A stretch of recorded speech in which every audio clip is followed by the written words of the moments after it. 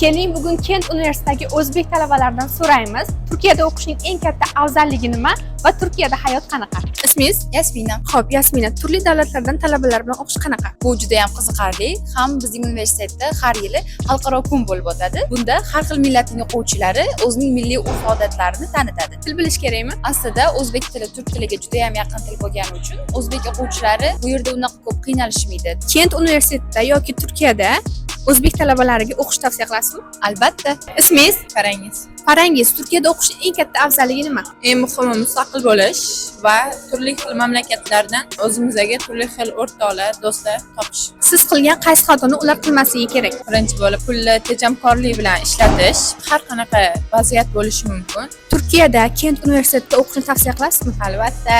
Agar siz ham Turkiyada o'qish haqida o'ylayotgan bo'lsangiz, kommentda savollaringizni yozing. Videomiz qiziq bo'lgan bo'lsa, ikkinchi qism deb yozib qoldiring.